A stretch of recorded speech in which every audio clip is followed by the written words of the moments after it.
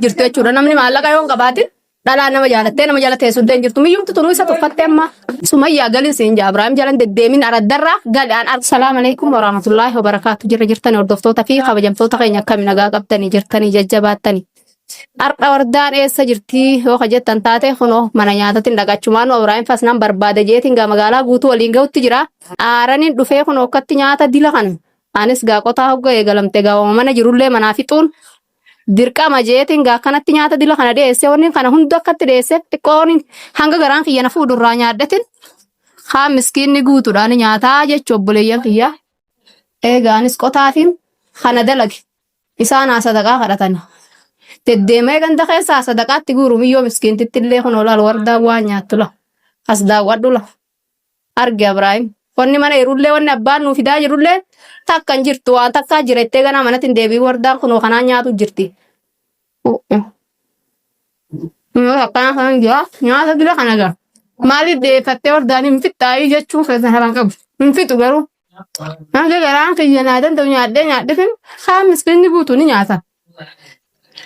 Haa nyaatu miskiinni bakka inni akkatti na cafaqee ol deebi'ee manatti awwaa hambisee inni nyaatu jechuudha. Beekatiin kana dalaga waan mana keessa jirullee fixuudha jechuudhaanis. Foon kana qofarraa nyaadhati yoon fedhes biddeena ofirraa dhiisa.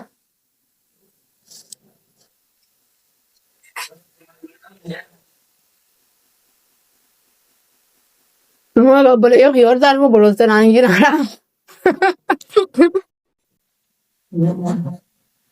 Hordaan dila kana mara imaanuma dhabdee naan jira. Imaana qabaa garuu guyyaa qotaa dhabee waan dalayne hin qaban.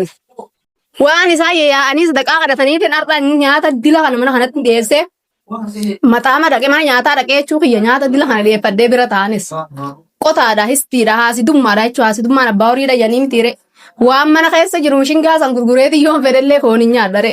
Eega inni immoo deddeemee qixxaa gandarraa kadhatu.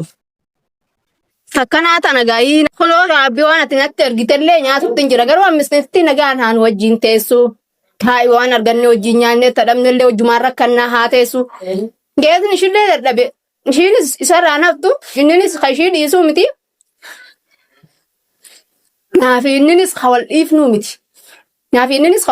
miti. Ammoo yeroo naafi inni walitti dubbanne inni ishiin dhiisu fuudhee deeman na biraa odoona bira iraattee ammoo sadaqaa sanuu waan nyaatu sadaqaarraa nyaatu digdee malina keessaa qoonqoon ishii ajjeetti. Waan gandatti hin galtu sanuu dhabdu silaa noonan galettellee nagaan inni horii sanuu godheefii galcha. Yoo ishiin galuu feetellee cooyyaa galuu sanuu ittiin dhiisu.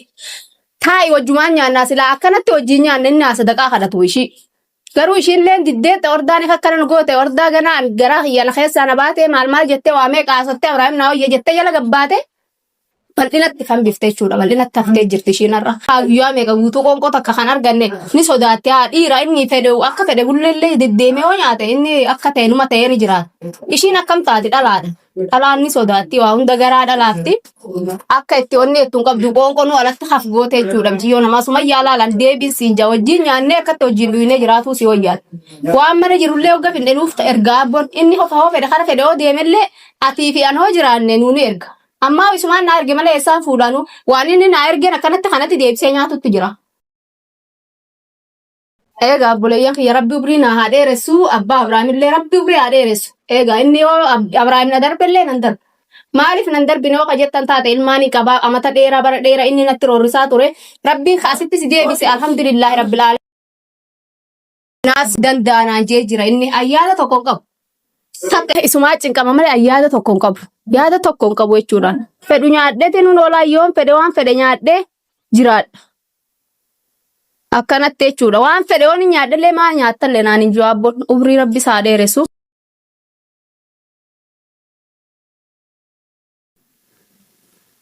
Ammaan sana gaa kun oolin akkatti waan fedhe nyaadhellee nyaadhu argaati yoo maa nyaadhu meemee qaamumaa ubaasii bifumaa ubaasi naan jira malee maaliif itti taphattaa naan hin jiru jechuudha. Amma faayadaan qabu ilmaan illee narraa guurame ilmaan achii qara'u jira ilmaan bash godhee qaraasisutti irratti baasee innillee waan fedhan nyaatanii naa ol nyaatanii jechuudha. Anis saniifuu yaadan qabu. Obboleeyyan fi amma gaa qotaa Ibraahimiin akkana dalage malee ansila akkanallee dalaguu beeke. Amma immoo qotaa isatti hin jira. Miskiintittiin beelottu sunis hoo wardaa bira naa hojjettee haa dhuftu akkatti wajjin nyaanna. Hoostuu siin jaan wajjin nyaanna amma nama wajjin nyaadhu dhabee silaa bakka dhufte.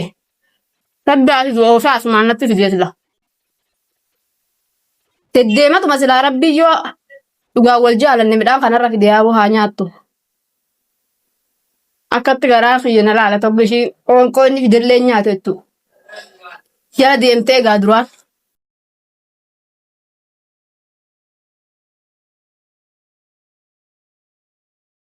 Akkanaati gaa boo Sumayyaas rabbi beelaa baasu maaliin jaan ishii beelesse malee Abrahaam jala deemee quufa nuti nu biraan. Waa takka wanni dhabdeen jirtu gaa Abrahaamumaan dhabeettee jala deemte malee silaa nagaan nyaattee dhuydee dibattee uffattee jiraatti. Jaarsa dhabdus. Dhugale deemee bakka dhaquun qabu numa deeba inni silaayi. Garuu inni na shakkeetuma wardaa wayi nutti gootee ati jiruu nu balleessitii maaree naafisi hojii jiraachuun feetu. Jeet ishilleen dhiibne ishillee bakka dhoorgee intala xiqqoo tan akkana isii godhe jechuudha ammaalla. Abjoon bira teessee ucheesla ittuma dhufa bakka ishiin jirtutti. Bakka ishiin jirtutti dirqama hanqatu. Amma yoo ishiin deemtellee yoo oliyyaanillee bakka hin jirullee hanqatu Ibrahim maaliif kayyattan taate ilmaantu jira. Saniifuu innillee hin obsu ni kijibaa ilmaan isaan obsoonallee obse ilmaan hin obsu. Ilmaanumti sunu hafuura bakka dhaga'uu qabuu mitiiree hafuura barbaadonarraa dhagee malee ofii araddaa keessa ka deddeemu kana maaltu itti himaa'u. Saniifuu tokkos na bira irraa mitiiree xiqqishaan dirqama dhufaa jechuudha inni kara dhaquun qabu. Hogga dhabee rakkateewu na bira malee hin dhaabbatu. Umayyaan amma bal'ina keessaa rakkattee akkatti na biratti deebisus dhabdee haalan beeltini sajjeettee hin qabtirti.